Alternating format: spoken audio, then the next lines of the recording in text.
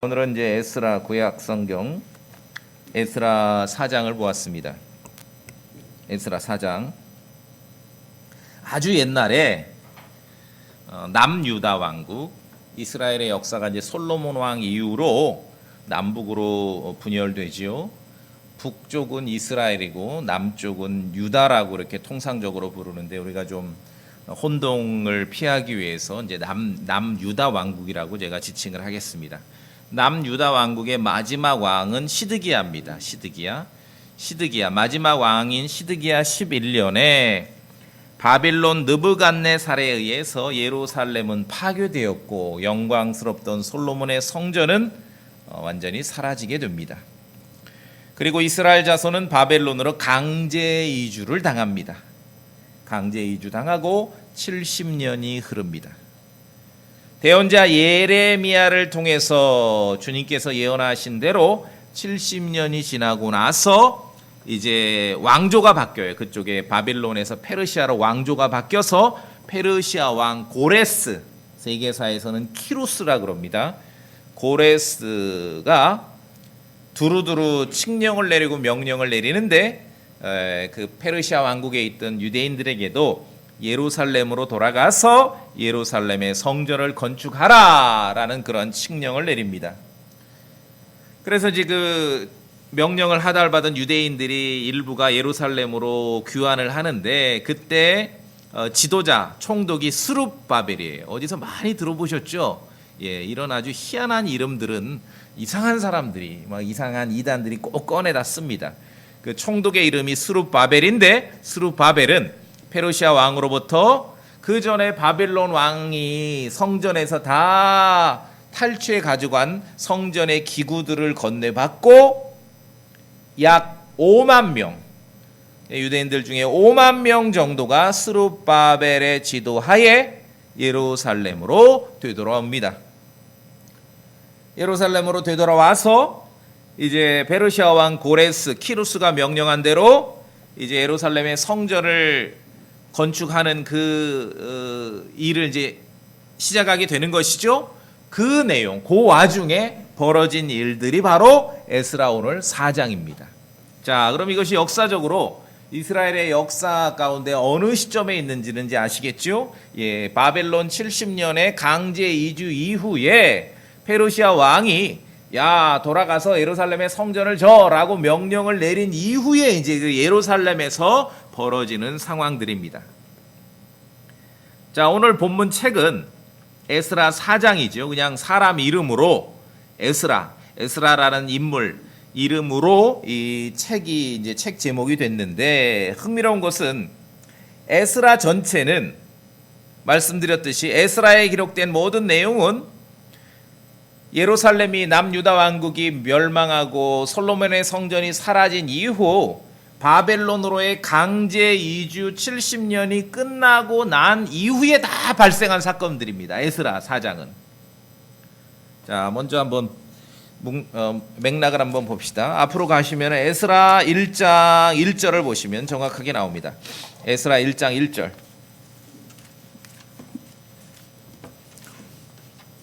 자, 제가 봅니다. 에스라 1장 1절. 한편 페르시아 왕 고레스의 제1년에, 고레스 세계사에서는 키루스라고 나옵니다. 주께서 예레미야의 입으로 하신 주의 말씀을 이루시려고 페르시아 왕 고레스의 영을 움직이심에, 예전에 그 지금 이란 출신의 목사의 어떤 얘기를 들어봤는데 그런 얘기를 하더라고요. 현대 이란 출신의 크리스천 목사가 자기 조상님들 중에서는 하나님, 성경의 하나님을 잘 믿는 왕들이 많았다, 이런 얘기를 해요. 그렇게 가르친대요, 자기들은. 그 중에 하나가 고레스였겠죠.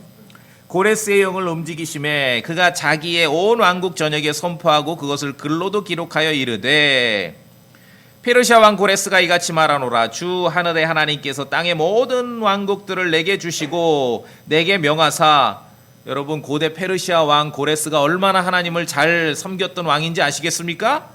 유다에 있는 예루살렘의 자신을 위해 집을 건축하게 하셨나니, 하나님의 집이죠. 성전을 말합니다.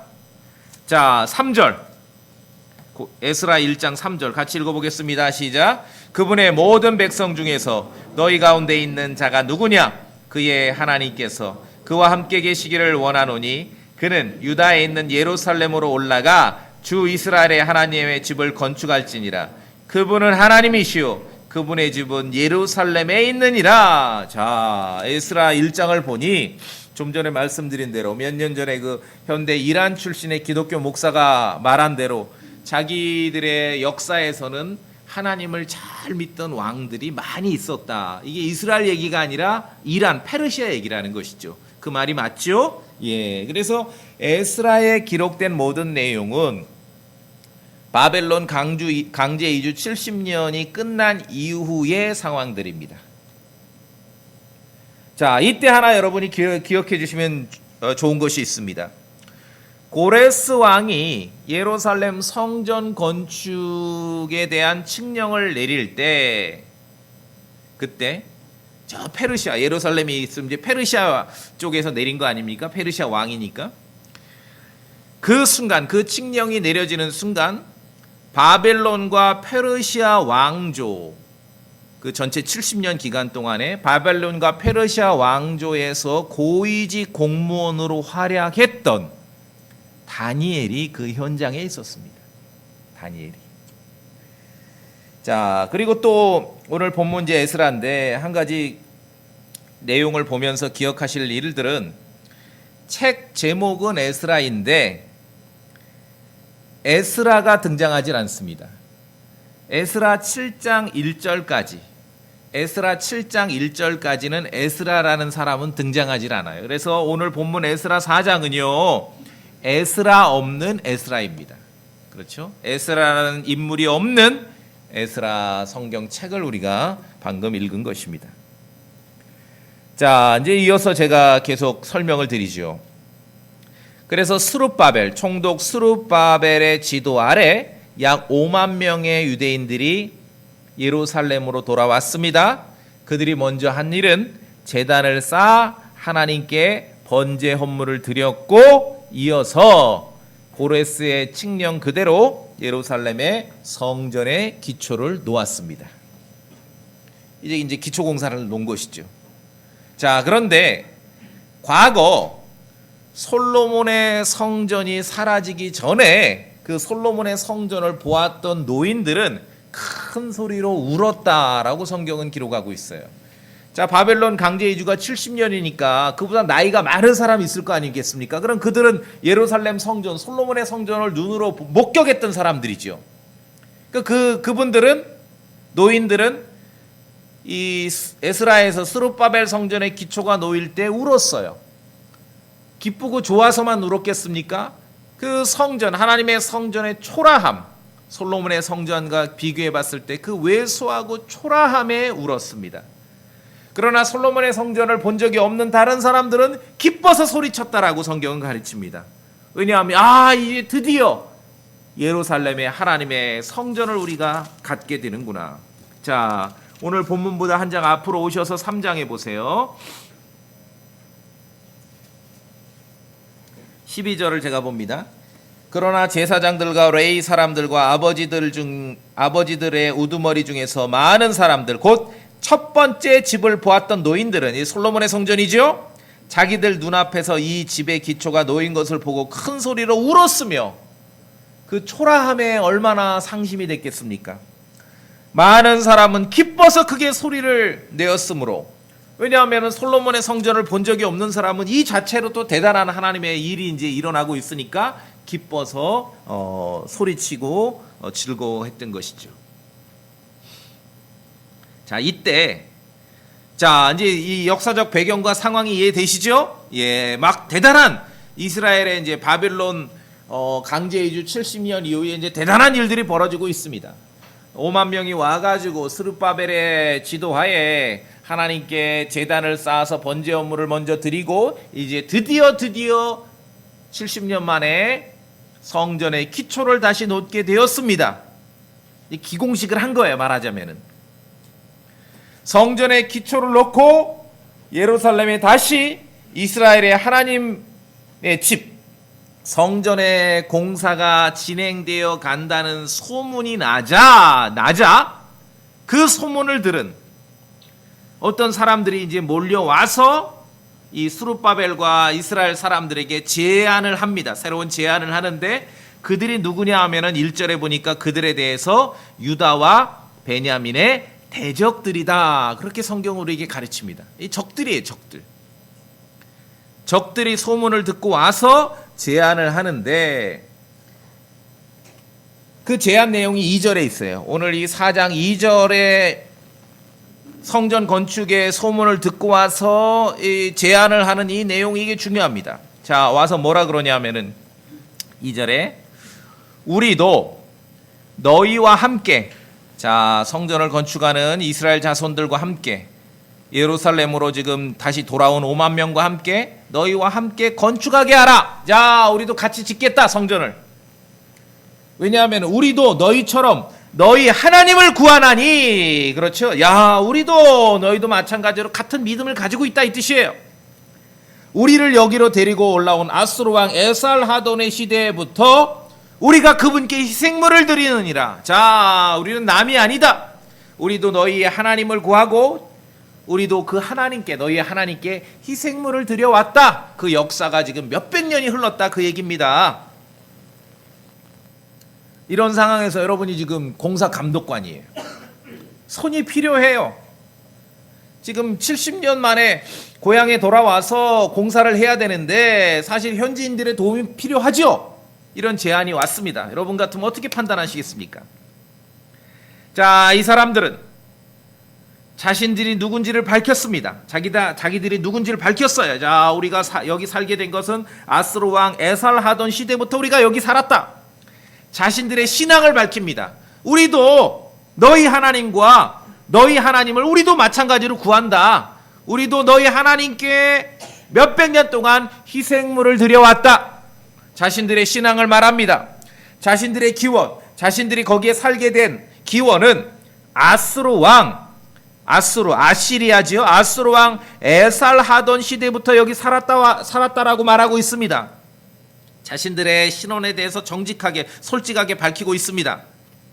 자, 2절에 아수르 왕, 우리를 여기로 데리고 올라온 아수르 왕 에살하돈의 시대부터 자기들이 이제 있었다는 말인데, 이 말은요, 아수르 왕 에살하돈 시대를 언급한 이유는 여러분이 성경을 좀 부지런히 반복해서 읽으실 필요가 있습니다. 이 말은 이 사람들이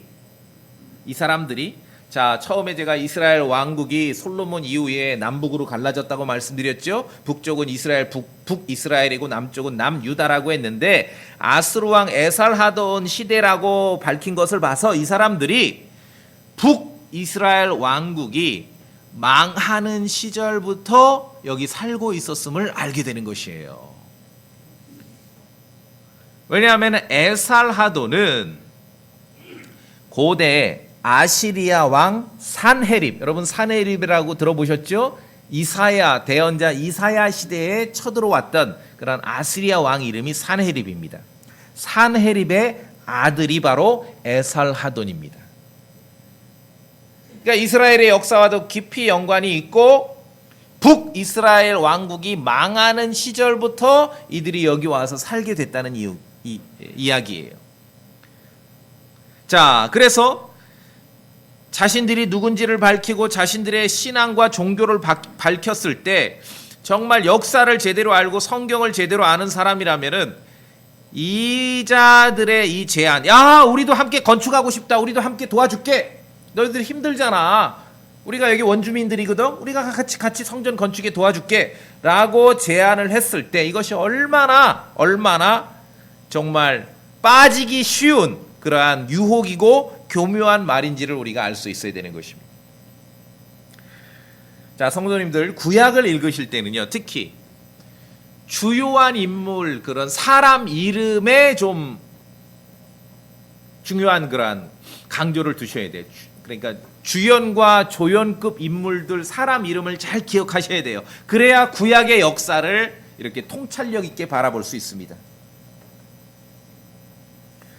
자, 이스라엘이 이제 솔로몬 이후에 북과 남으로 갈라졌다고 했는데 남유다는 500년 가량 지속되면서 시드기야 11년에 바벨론의 느부갓네살에 의해서 멸망을 했습니다. 북이스라엘은 그보다 훨씬 전에 200년 250년 전에 북이스라엘의 마지막 왕은 호세아입니다. 호세아. 그 대언자 호세아가 아니라 북이스라엘의 마지막 왕은 호세아인데 호세아 9년에 누가 멸망시켰냐면 아시리아가 멸망시켰어요. 자, 그래서 우리도 너희들과 함께 성전 건축을 하겠다, 참여하겠다, 기회를 주겠냐라고 제안했던 이 사람들, 자신들의 역사와 자신들의 종교를 말하는 걸 봐서 이들의 기원이 말씀드렸듯이 북이스라엘이 아시리아에게 멸망하던 그러한 시대부터 이들이 존재해 왔음을 우리가 알 수 있게 되는 것이에요. 자, 북이스라엘이 아시리아 왕에 의해 멸망할 때 마찬가지입니다. 아시리아의 왕도 북이스라엘에 있던 이스라엘 사람들을 역시 강제 이주시킵니다. 아시리아 땅으로. 자, 그런데 그때 그렇게만 끝나는 게 아니라, 자, 남유다 예루살렘이 바빌론에 의해 멸망했을 때도 강제 이주가 있었죠. 그런데 이쪽에서 이제 떠서 저쪽에다 바빌론 쪽에다 옮겨 놓은 걸로 끝났습니다. 자, 그런데 그보다 250년 전에 북이스라엘이 아시리아에 멸망할 때는요, 아주 신기한 일, 독특한 일들이 벌어집니다. 아시리아 왕이 북이스라엘에 있었던 이스라엘 자손들을 바빌론이나 아시리아 지역으로 강제 이주시킵니다. 지금으로 말하면 이란, 이라크 이쪽 지역으로 강제 이주시켜요. 그리고 그쪽 지방에 살던 사람들을 북이스라엘 땅, 사마리아 이쪽으로 또 이주를 시켜요. 그러니까 뒤바꿔 버리는 거예요, 서로. 뒤바꿔 버려요. 옛날에 그 구소련에서 스탈린 시절에 연해주에 살던 우리 동포들을, 조상들을 기차 태워가지고 중앙아시아로 강제 이주시켰죠. 그래서 무슨 스탄 하는데 거기에 우리 동포들이 많이 살잖아요, 지금도. 고려인이라고. 중앙아시아에. 카자흐스탄, 우즈베키스탄. 강제 이주시켰거든요. 그런 일이 벌어졌는데, 이 아시리아가 북이스라엘을 멸망시킬 때는 거기다 추가로 말하자면은 중앙아시아 내 그 스탄 지역에 있던 사람들을 지금의 연해주로 또 이렇게 이주시켜서 뒤바꿔 버렸다는 거예요. 그런 일이 벌어진 거예요. 아시겠습니까? 이런 일이 벌어진 거예요. 열왕기하 17장 보시겠습니다. 여러분이 구약을 알 때는 주요한 인물들, 사람 이름을 주의 깊게 알아야 되고, 그리고 구약은요, 전반적인 그 역사를 함께 통찰력 있게 보셔야 됩니다. 열왕기하 17장.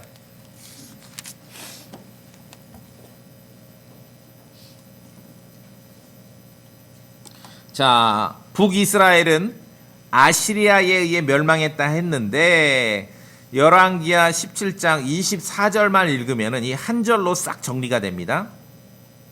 열왕기하 17장 24절입니다. 같이 읽어볼까요? 여기 지금 고유명사가 많으니까 천천히 읽어봅시다. 시작.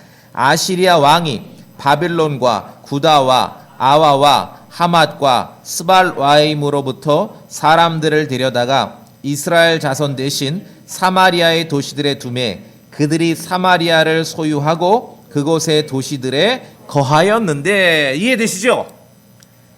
자, 남유다가 바빌론에 멸망할 때는 강제 이주를 당한 것으로 끝났는데, 그 전에 북이스라엘이 아시리아에 멸망할 때는 강제 이주도 당할 뿐만 아니라 오히려 그쪽 지역에 있던 또 이민족들을 거꾸로 사마리아, 북이스라엘 땅으로 강제 이주를 시켜서 완전히 땅을 바꿔 살게 만들어 버린 거예요.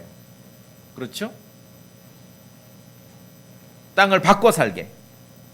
그 일들이 북이스라엘이 아시리아에 멸망할 때 벌어진 사건입니다. 자, 우리 역사도 그렇고 세계 역사를 보면은 여러분, 대한민국 헌법에 지금 거주 이전의 자유가 있죠. 여러분, 이사 가고 싶은 동네로 마음대로 이사 가시죠?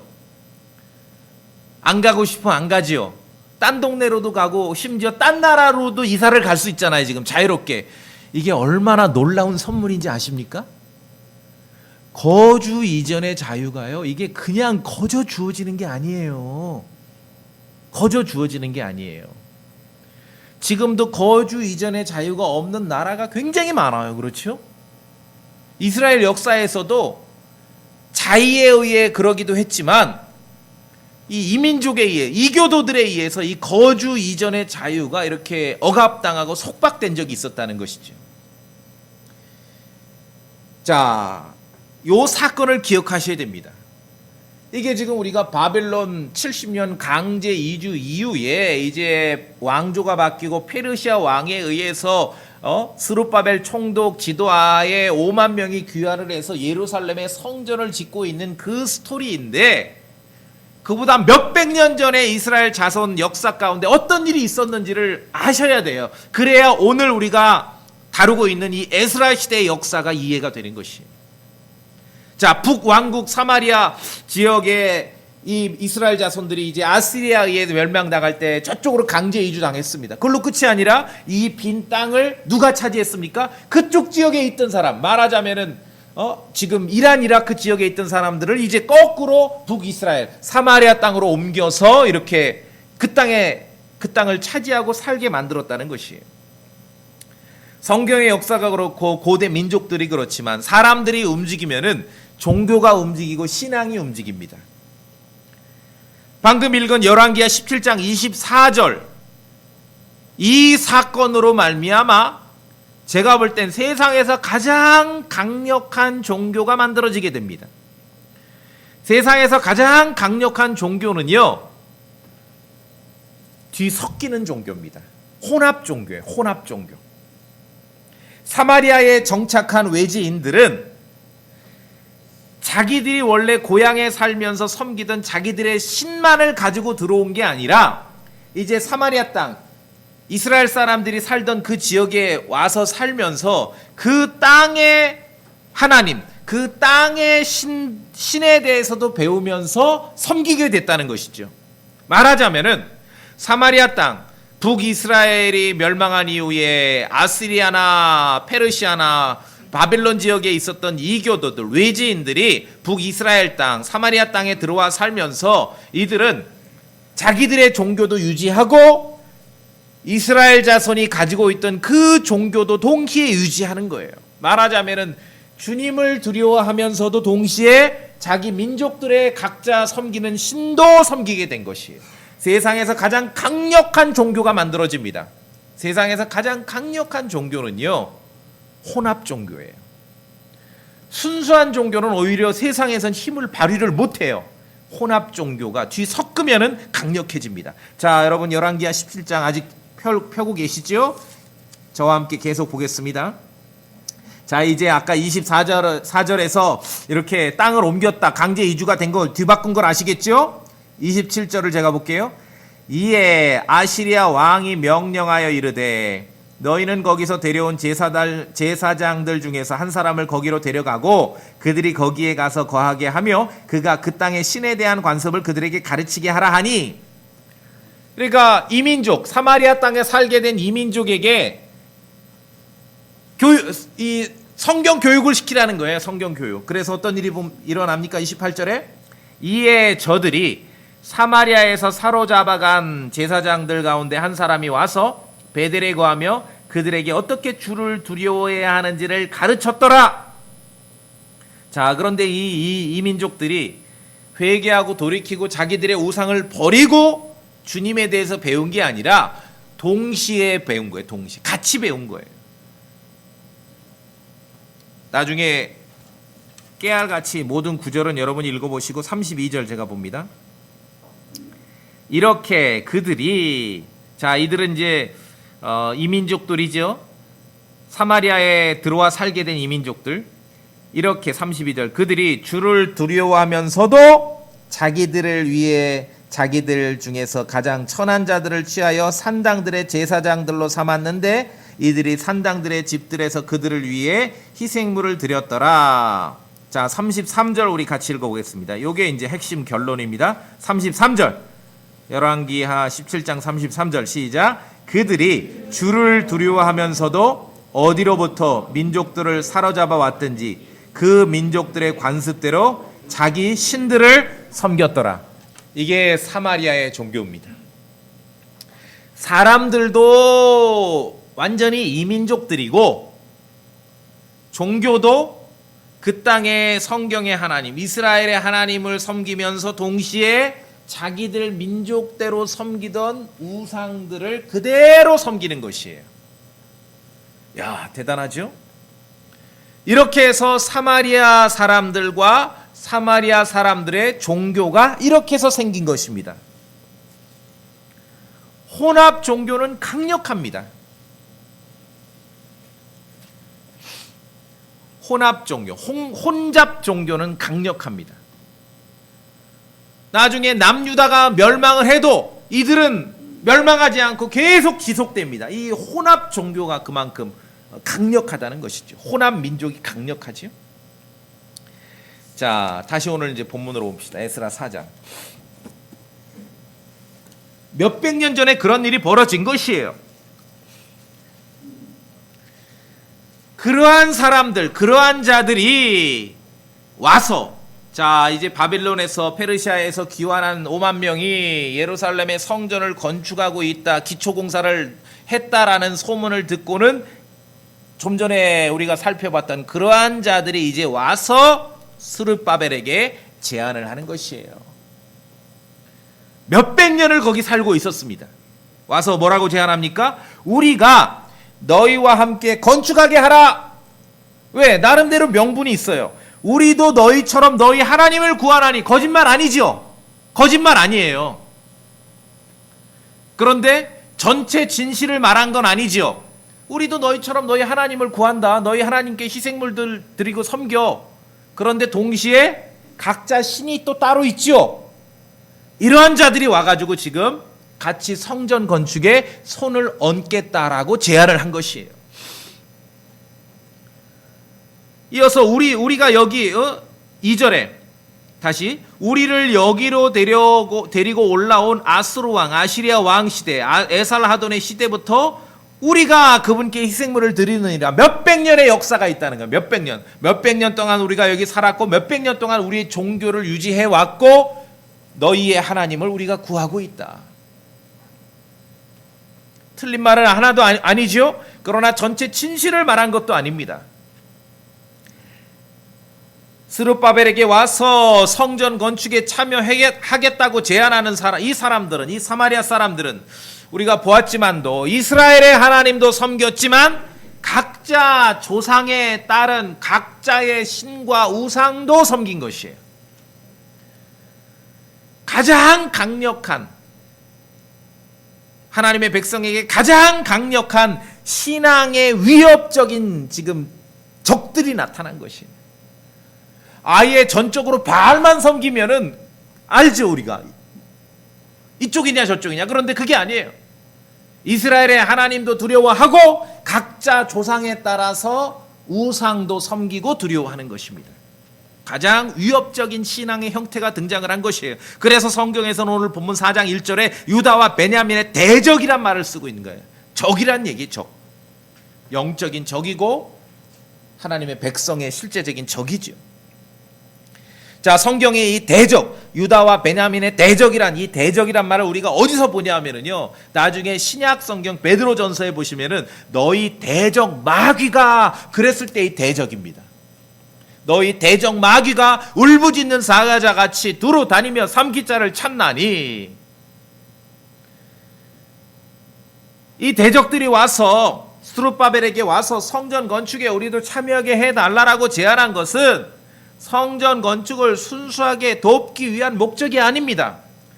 뭔가 자기들의 지분을 확보해서 지금 회방하고 좌절시키기 위한 목적인 것이죠. 왜냐하면 이 자들은 하나님의 말씀, 순수한 하나님의 말씀과 그에 따른 순종하는 삶이 없이도, 예루살렘의 성전이 없이도 수백 년 동안 자신들의 종교를 유지해 왔습니다. 그 역사가 굉장히 오래됐습니다. 아시리아 왕 에살하돈 시대를 언급하는 것을 봐서는요, 그 역사가 지금 300년 이상 된 거예요.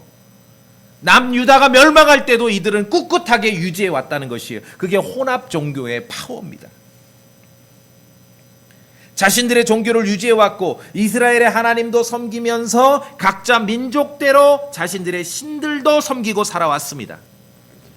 그러한데 이제 70년 만에 이스라엘 자손이 예루살렘에 와서 하나님의 말씀에 따른 순수한 신앙에 따른 순수한 성전을 건축한다고 하니 말로는 돕겠다고 말하지만 그 마음에 이게 자기들 입장에선 좋은 일이겠어요? 나쁜 일이겠어요? 이게 마음에 안 들고 회방하고 싶거든요.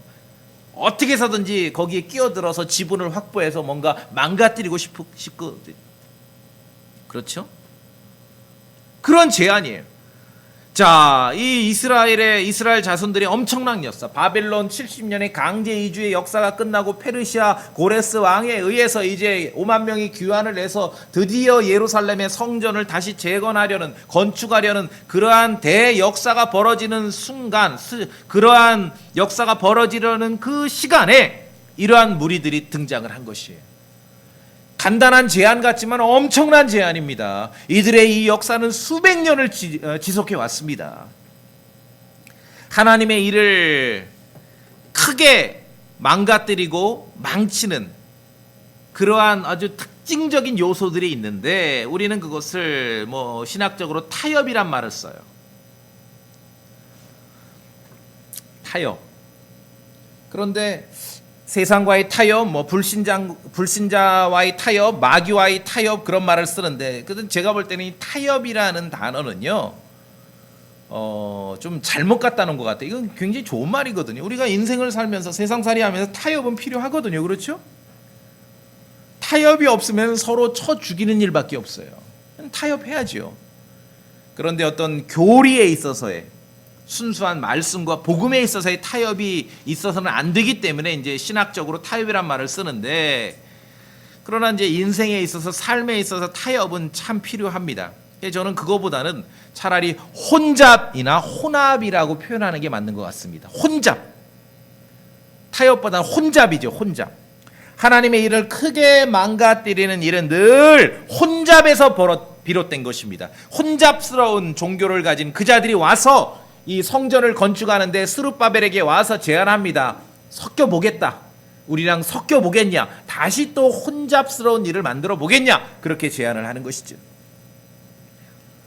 우리의 대적 마귀가 어떠한 방식으로 교회를 노략질해 왔고 어떠한 방식으로 성도들을 공략해 왔는지를 기억하셔야 됩니다. 처음부터 완전히 다 몰살하고 쳐 죽이는 게 아니라 마귀의 정말 강력한 마귀의 계략과 파워는요, 이 혼잡입니다. 혼잡. 뒤 섞어버리는 것이. 혼잡. 스룹바벨에게 와서 야 대단하지 않아요? 우리도 너희와 함께 건축하게 하라. 우리도 너희 하나님을 구한다. 우리 역사가 굉장히 오래됐다. 그런데도 우리는 너희 하나님께 희생물을 드리고 우리 신앙을 잃어버리지 않았다. 거기에만 혹했으면 넘어갔겠죠? 이게 전체 진실은 아니잖아요. 하나님도 섬기고 각자의 우상도 섬기는 그러한 사람들이었습니다. 신앙에 있어서는요, 우리가 굳이 좀 용어를 빌려서 표현을 하자면은, 신앙에 있어서는 먹기는 좋지만 우리 신앙에 있어서는 여러분 반반 치킨 조심하셔야 돼요. 아시겠어요? 이게 타협이고 혼잡입니다. 먹기는 좋지만 이 영적인 것에서는 이 반반 치킨이 가장 위험해요. 오늘 이 와서 성전 건축에 좀 참여하겠다라고 제안했던 이 사람들이 바로 그 반반 치킨이죠. 예. 사마리아 사람들의 종교가 끈질기게 유지될 수 있었던 이유도 바로 여기에 있는 거예요. 반반 섞었기 때문에. 이럴 때는 요거 제시하고 저럴 때는 저거 제시하고. 역사를 보더라도 하나님의 교회, 순수한 하나님의 진리를 선포하는 성도들을 공격하고 노략질했던 그런 마귀의 계략은 이런 모습이에요. 반반 치킨이에요. 절반. 이제 복음 전도자가 많이 활동들을 하면서 누구나 다 대부분 믿음으로 구원받는다라고 말을 해요. 그런데 거기서 딱 끝내야 되는데 믿음으로 99.9% 믿음으로 구원받으면서도 그래도 1말 0.0001% 인간들의 약간의 노력이 필요하지 않냐라는 식으로 이 반반 치킨을 만들어 버리고, 이 거짓 복음이죠. 그렇죠? 거짓 복음. 또 우리 입장에서 보면은 그런 분들이 있어. 뭐 킹제임스 성경도 좋고 뭐 개혁 성경도 뭐 크게 뭐 나쁜 것 같지는 않고, 이 반반 치킨이죠. 예, 이 사마리아 사람들과 같은 그런 믿음이에요. 주님은 이런 거 싫어하셔요. 계시록에 보시면 주님 뭐라 그러셨어요? 차갑지도 않고 뜨겁지도 않고 미지근해. 물론 먹기는 좋아요. 마시기는 좋아. 그런데 이거는 신앙에 있어서는 아주 위태로운 모습이에요. 계시록 3장에 예수님께서 차갑지도 않고 뜨겁지도 않은 미지근한 상태에 대해서 아주 토해내버리겠다 그랬어요. 토해내버리겠다. 비유를 하자면 반반 치킨이죠. 자, 무엇이 이스라엘의 역사에 있어서 그들의 신앙을 위태롭게 만들었는지를 우리가 여기서 살펴봐야 됩니다. 어떠한 자들이 와서 어떤 달콤한 말로 제안을 했는지를 살펴봐야 되는 것이에요. 아, 우리도 똑같이 하나님을 믿는 사람이야. 우리도 수백 년 동안 하나님을 섬겨왔어. 그러니까 우리도 성전 건축에 같이 참여하게 해줘. 그렇게 제안한 것입니다. 예수님 뭐라 하셨습니까? 너희가 하나님과 만몬을 겸하여 섬길 수 없느니라. 반반 치킨 안 된다는 거지요. 그런데 이 어려운 일들을 인간들이 해내고 있는 거예요. 하나님과 만몬을 동시에 섬기는 것이. 주님도 두려워하고 사마리아 사람들처럼 각자의 조상들에 따른 우상들도 두려워하고, 이렇게 뒤섞인 혼잡한 종교를 만들어낸 것입니다. 또한 이스라엘 역사에서도 주님께서 경고하셨습니다. 주를 두고 맹세하면서 동시에 말캄을 두고 맹세하는 자들이 있다. 사마리아 사람들, 사마리아 종교하고 똑같죠? 예. 이스라엘 자손의 역사뿐만 아니라 예수 그리스도의 교회 역사를 보더라도 늘 대적 마귀는 이런 식으로 다가오는 것이에요. 비유를 하자면 반반 치킨 만드는 것이에요. 먹기는 좋지만 영적으로는 해롭다. 아시겠습니까? 예. 단호해야 됩니다. 단호해야 돼. 스룹바벨이 어떻게 했습니까? 3절에 아무 상관없다. 너희들은 우리와 nothing. 아무 상관없다. 단호했습니다. 너희와 우리는 아무 상관없다. nothing. 이보다 훨씬 전에 모세 시대, 이제 출애굽 시대, 모세 시대도 보면은 이집트 파라오도 이스라엘 자손을 혼잡케 만들려고 기가 막힌 제안을 한 적이 있습니다. 하나님의 말씀을 받들어서 모세가 파라오에게 제시했던 기준은 분명합니다. 이스라엘 자손이 광야로 사흘 길을 들어가서 하나님께 희생물을 드리겠다. 그렇게 해야 된다. 그랬더니 그 얘기를 모세로부터 들었던 파라오는 말하자면 이제 자기의 나름대로의 지혜대로 말하자면 반반 치킨을 만드는 것이에요. 수정 제안을 합니다. 한번 급하게 볼까요? 빨리. 출애굽기 8장.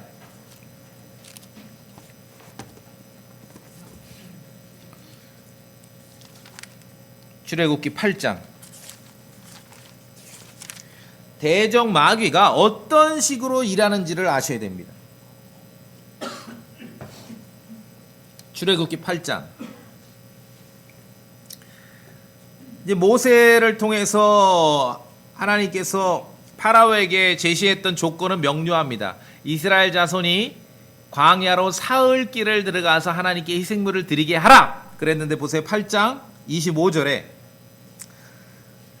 출애굽기 8장 25절 파라오가 모세와 아론을 불러 이르되 너희는 가라는 거야. 아, 오케이, 알았어, 가. 희생물도 드려. 하나님께 희생물도 드려. 그런데 조건이 있어. 이 땅에서 in the land, 이 땅에서. 자, 너희들이 하나님께 희생물도 드려도 돼. 괜찮아, 오케이, 받아들일게. 그런데 조건이 있어. 사흘 길로 광야로 가서 하지 말고 이 땅에서, 이집트 땅에서 하라는 거죠. 예. 모세가 받아들였겠어요? 당연히 안 받아들이죠. 이거 받아들이면 큰일 나는 것이에요. 대적 마귀는 그게 뭐 파라오였던 사마리아 사람이었던 언제든지 계속 제안을 해요. 달콤한 제안을 해서 반반 치킨을 만들려고 하는 것이에요. 자, 모세가 거절하니까 파라오가 거기서 물러서지 않습니다. 그 다음에 뭐라 그래요? 28절 보세요. 8장 28절. 파라오가 이르되 내가 너희에게 가게 하여 너희가 광야에서 주 너희 하나님께 희생물을 바치게 오케이. 이 땅에서 못하겠어? 오케이. 그러면은 광야로 가. 너희 원대로. 그런데 끝까지 읽어봐야지요. 28절. 다만 어떻게 해요? 너희는 너무 멀리 가지는 말라. 3일 길로 우리가 들어가야 돼. 3일 길. 그런데 아니야. 광야로 가되 3일 길까지는 가지 말고 멀리 가. 그냥 반나절만 이동해서 하면 안 되겠니? 라고 수정 제안을 하는 것이에요. 모세가 받아들였겠습니까? 당연히 안 받아들이죠. 하나만 더 볼까요? 예, 출애굽기 10장. 10장.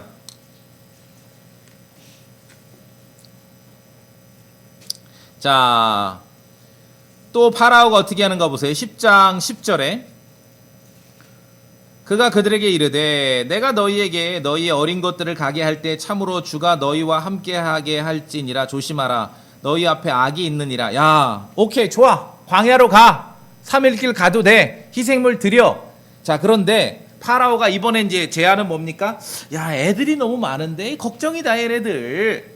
그래서 11절에 그리할 수는 없나니 이제 너희 남자들만 가서 주를 섬기라. 애들은 두고 가란 뜻이에요.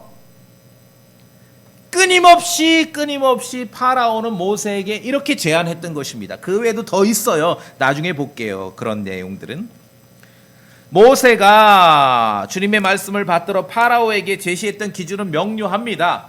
이스라엘의 전체 자손들이 광야로 사흘 길을 들어가서 하나님께 희생물을 드리겠다. 근데 파라오가 이걸 그대로 받아들이지 않아요. 계속 수정 제안하죠. 야, 이 땅에서 하면 안 되겠니? 오케이, 가긴 가되 하루만 가면 안 되겠니? 반나절. 좋아, 내 다 받아들일게. 근데 애들은 좀 두고 가면 안 되겠니? 대적, 유다와 베냐민의 대적들이 제시했던, 스룹바벨에게 와서 제시했던 거나 우리의 대적 마귀가 교회를 노략질하려고 역사에서 보였던 것이나 파라오가 모세에게 제시했던 거나 거의 그 특징 공통점이 있습니다. 뭐죠? 반반 치킨을 만드는 거예요. 이게 가장 강력한 이 혼잡 종교, 혼잡 신앙이 가장 강력해요. 뭐 웬만한 이 크리스찬 목사들 만나면 믿음으로 구원받는 거 맞지요. 앤드 그래도 11조는 드려야 천당 가지 않겠어요? 그렇죠? 은혜로 구원받는 거 맞지요. 그런데 그래도 주일날 예배를 빼먹으면 불안하지 않겠어요? 이런 식으로 만드는 거예요. 여러분에게 누가 와서 야, 킹제임스 성경도 좋지요. 대단히 훌륭한 성경이지요. 그런데 개혁 성경도 그렇게 나쁜 것 같진 않아요. NIV도 뭐 괜찮던데요. 이 반반 치킨이에요. 성경을 우리가 이 구약의 역사를 잘 살펴봐야 됩니다. 스룹바벨은 이들의 제안을 단호하게 거절했습니다. 3절에 다시 본문 오시면 너희는 우리와 아무 상관이 없느니라. Nothing. 아무것도 없다. 상관없다. 아무 상관없다. 스룹바벨은 이들의 제안을 받아들이지 않았습니다. 단호했습니다. 성도는 모세처럼 스룹바벨처럼 물러설 수 없는 분명한 기준을 가지고 있어야 하는 것입니다. 스룹바벨은 대답했습니다. 우리 하나님을 위해 집을 건축하는 일에 너희와 우리와 아무 상관이 없다. Nothing. 아무 상관이 없다. 단호해야 될 그 기준이 있어야 됩니다. 그렇죠? 다 좋은 게 아닙니다. 자, 그런데 이들은 포기하지 않았습니다. 이 대적들은 포기하지 않고 온갖 수단을 동원해서 성전 건축을 방해했고 드디어는 페르시아 왕에게 국민 청원서까지 제출하여서 이 공사를 결국은 좌절시킵니다. 좌절시켜요. 공사가 중단됩니다. 이제 타협으로 혼잡으로 안 되니 물리력을 사용하게 된 것이에요. 자, 오늘 에스라 4장 24절로 갑니다. 4장 24절.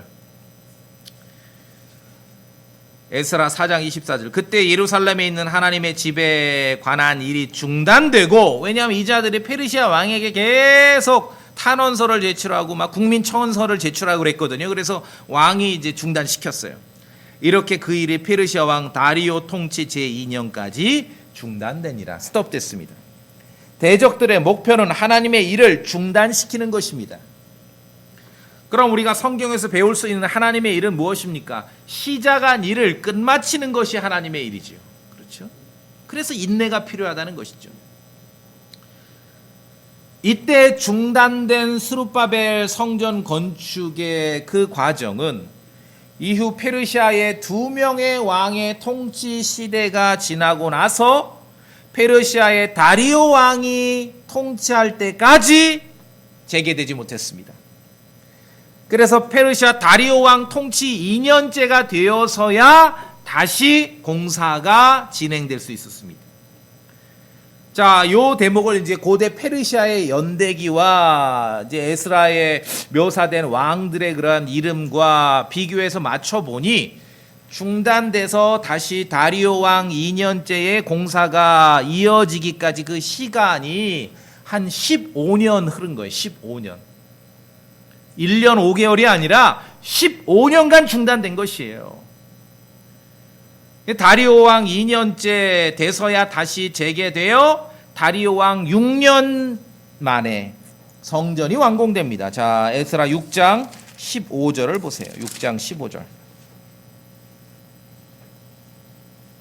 6장 15절. 다리오 왕의 통치 제6년 아달월 3일에 이 집을 완성하니라. 그 말은 무엇입니까? 그냥 쭉 진행했으면 4년 만에 완공할 수 있었던 스룹바벨 성전이 15년 이상 멈췄었다는 것입니다. 바깥의 이유로, 내적인 이유로. 이것이 바벨론 70년 강제 이주 이후의 이스라엘의 역사입니다. 자, 그래서 15년이라는 시간이 흐른 이후에 성전 건축이 지금 기초공사만 하고 기공식을 하고 완공은 못했죠. 여러분이 뭐 전라북도 교회 차 타고 다니다 보면 있잖아요. 그런 것들. 시작은 했는데 끝마치지 못한 그런 건물이 꽤 있죠. 그거예요. 그거예요. 똑같아요. 그걸 보면서 저도 이전엔 욕만 했는데 누가 저렇게 보기도 흉물스러운 걸 방치를 했을까? 그게 아니라 이 스룹바벨 시절의 그 이스라엘의 역사가 그러했다는 것이에요. 15년을 그렇게 방치됐습니다. 이제 15년 만에 중단되었던 성전 건축이 재개되어야 하는데 처음에 중단된 거는 외적인 요인에 의해 중단됐지만 이제는 이스라엘 자손들이 열정이 떨어졌어요. 마음이 떠났기 때문에 계속 이어지지 못하고 있는데 그 이스라엘 자손을 향해서 분발해서 성전 건축을 완공해라라고 주님의 말씀을 선포했던 설교자가 우리가 소선지서에서 읽는 학개와 스가랴입니다. 학개와 스가랴가 요때 활동을 한 것이에요. 성전 건축이 중단되고 15년이 지나서 활동을 한 거예요. 야, 빨리 우리가 분발해서 주님의 집을 건축해야 되지 않겠냐 하면서 스룹바벨 성전의 공사를 재개하도록 분발을 시킵니다. 자, 그래서 제가 저 뒤에 나중에 보시면은 소선지서 학개 1장 8절에 들어보세요. 어디서 많이 들어봤던 얘기예요. 학개 1장 8절에 산으로 올라가서 나무를 가져다가 그 집을 건축하라. 그러면 내가 그것으로 말미암아 기쁨을 얻고 또 영광을 받으리라. 주가 말하노라. 이전에 여러분 뭐 개신교 생활하실 때 예배당 건축할 때 많이 내린마으로 현수막으로 걸려 있던 거 보셨을 것이에요. 이게 학개 1장 8절이 왜 있느냐? 개신교 목사들은 참 좋아하는 구절인데 이 구절이 지금 바벨론 70년 강제 이주 이후에 기초만 놓았지 완공하지 못한 채 15년 성전 건축이 중단되었던 그 상황 속에서 이제 하나님의 말씀을 통해서 빨리 이 성전을 완공해야 되지 않냐라고 외칠 때 그 학개가 설교했던 그 내용이라는 것이죠. 그 내용이에요. 오늘날 크리스찬 예배당 짓는 거와 아무 상관이 없습니다. 지금도 여전히 물리적 건축물 중심의 신앙과 종교는 그것은 우리가 믿는, 우리가 아는 성경이 가르치는 신앙이 아닙니다. 그건 옛날 얘기죠. 매우 구약적이고 매우 바벨탑 짓는 그러한 종교라는 것이죠. 자, 그래서 학개와 스가랴가 등장을 해서 이스라엘 백성들을 촉구했고 분발시켜서 스룹바벨 성전이 완공되는 것이에요. 그것은 페르시아 왕 다리오 제6년에 완공이 됩니다. 이것이 지금 오늘 에스라 4장의 이야기라는 것이죠. 자, 바벨론 강제이주 70년이 지나고 나서 페르시아 고레스의 칙령에 의해 스룹바벨 때 5만 명이 귀환을 했습니다. 성전의 기초를 놓았죠. 그러나 그 성전이 완공되기까지는 20년도 더 흘렀어요. 많은 사람들이 성경을 꼼꼼히 안 보면은 바벨론 강제이주 70년이 지나고 고레스 왕 때 딱 돌아오니까 막 우당탕 쿵탕 탁탁탁 해서 뭐가 다 이루어진 줄 알아요. 천만의 말씀. 오긴 왔는데 스룹바벨 성전이 완공되기까지 20년이 걸렸어요. 20년. 그러니까 오죽 답답하시니까 하나님께서 학개와 스가랴를 통해서 그들을 분발시킨 것이에요. 니들이 이러고 있을 때냐 지금. 이스라엘 민족이 하나님 앞에 죄를 짓고 하나님의 분노를 일으켰을 때 그들이 결국은 바벨론에 의해서 남유다마저 멸망을 했고 솔로몬의 성전마저 사라져버렸죠. 그런데 그 자리로 다시 회복되고 원위치로 되돌아오는 과정이 그렇게 간단치 않았다는 것이에요. 바벨론 70년 시간만 끝나면 회복된 게 아니에요. 와서도 수십 년의 시간이 흘러서 결국은 그들은 성전을 갖게 된 것이에요. 여기까지도 아직 스룹바벨 성전이 완공되었는데도 아직 에스라는 등장도 하지 않습니다. 에스라가 이제 와서 제사장으로서 율법을 가르치고 하나님의 말씀을 선포해서야 다시 옛날처럼 이 성전 중심의 이스라엘의 신앙이 회복되게 되는데, 스룹바벨 성전이 완공되고 나서 에스라는 언제 오느냐? 7장 1절에 오는데 그 페르시아 왕들의 연대기와 맞춰보니 스룹바벨 성전이 완공되고 나서 에스라가 다시 예루살렘에 도착하기까지 시간이 6년이 아니라요 60년이 흐릅니다. 60년. 하나님의 말씀에 불순종하고 하나님의 진노를 샀을 때 이스라엘 자손들이 다시 원위치로 회복되는 그 일들, 그 과정이 그렇게 간단치 않았다는 것이에요. 바벨론 강제이주 70년은 70년으로 끝났지만 돌아와서 성전을 건축하는 데 20년 이상이 소비됐고, 또 그 성전을 중심으로 해서 하나님의 율법을 가르치고 영적인 모든 것들을 회복하는 그 사람 에스라가 다시 돌아오기까지 또 60년이 흐른 거예요. 60년. 이것만 합쳐도 지금 80년이죠. 바벨론 강주이주 기간보다 오히려 더 길어요. 시간이. 그만큼의 시간이 흘러야지만 이스라엘 자손들이 영적으로 원위치로 돌아올 수 있게 됐던 것이에요. 이스라엘 자손이 하나님 앞에 잃어버린 시간은 최소 그만큼의 시간이 또 흘러야 그 자리로 되돌아오게 되는 것이에요. 이스라엘의 역사를 보자면은 어떤 사람들은 막 금방 내일 모레 주님이 오실 것처럼 말하는데, 그냥 제 소견으로 이스라엘의 역사만 보자면은 그럴 것 같지 않아요.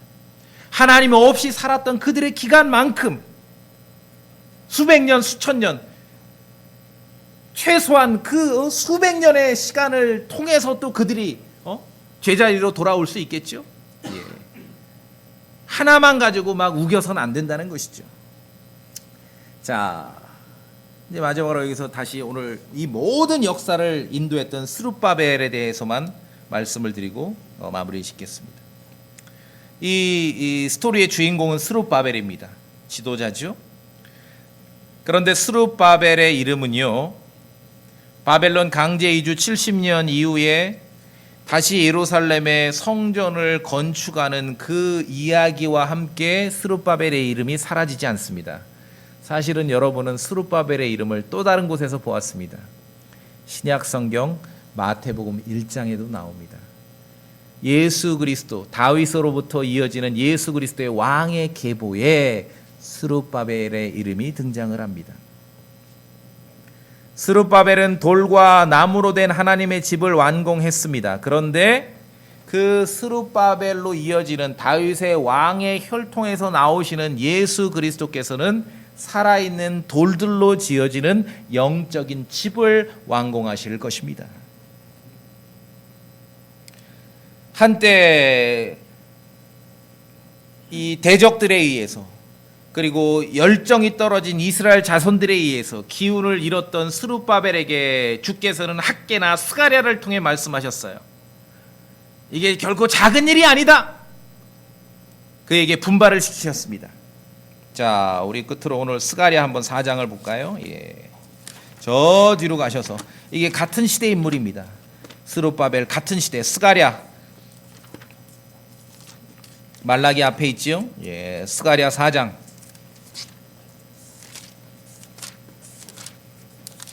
같은 시대, 같은 시대. 바로 그 시대. 스가랴 4장. 자, 역사적 배경은 말씀드렸어요. 기초는 놓았는데 완공되지 못하고 중단된 지 15년이 지났습니다. 그 상황이라고 기억하시고 저랑 같이 이제 본문을 읽으시면 돼요. 스가랴 4장 8절을 제가 읽을게요. 또 주의 말씀이 내게 임하여 이르시되 스룹바벨의 손이 이 집에 기초를 놓았으니. 이해되시죠? 예, 오늘 에스라 4장입니다. 그의 손이 또한 그것을 끝마칠 것이요 군대들의 주께서 나를 너희에게 보내신 줄 내가 알리라. 누가 작은 일들에 나를 멸시하였느냐? 그들이 기뻐하며 스룹바벨의 손에 다림줄과 그 7 눈이 함께 있음을 볼 터인데 그 7 눈은 두루 온 땅을 이리저리 달리는 주의 눈이라 하시니라. 잠시 한때 기운을 잃었던 스룹바벨에게 주께서 이렇게 말씀해 주신 것이 시작했으니 기초를 놓았으니 끝마치게 될 것이다. 아주 옛날이나 지금이나 하나님의 말씀을 의지하고 용기를 내어서 작은 일이라도 일하는 성도들에 의해서 하나님의 일들은 완수된다는 것입니다. 사람의 노력으로요 매우 천천히 흐르는, 우리의 개인의 인생은 빨리 흐르는 것 같지만 이 전체 역사를 보면은 정말 생각보다 빨리 흘러가지 않아요. 이스라엘이 바빌론 강제 이주 70년으로 끝났지만 다시 회복되기까지, 성전만 완공되기까지도 20년이 더 흘렀습니다. 에스라가 오기까지는 그 이후로 또 60년이 흘렀습니다. 사람의 노력으로 천천히 흘러가는 이 시간의 역사를 변경할 수는 없습니다. 그럼 뭘 해야 되는가? 페르시아에서 예루살렘으로 되돌아온 이스라엘 자손들처럼 그들이 실행했듯이 기록된 대로 주의 말씀에 순종하며 살아갈 뿐입니다. 여러분 그렇게 하실 수 있겠습니까? 그리고 대적 마귀가 어떻게 교회를 유린하려고 어떤 꾀와 어떤 제안을 하는지를 우리가 잘 깨어서 분별할 수 있어야 할 것입니다. 여러분 모두 그렇게 하시기 바랍니다. 예, 다 같이 기도하시겠습니다.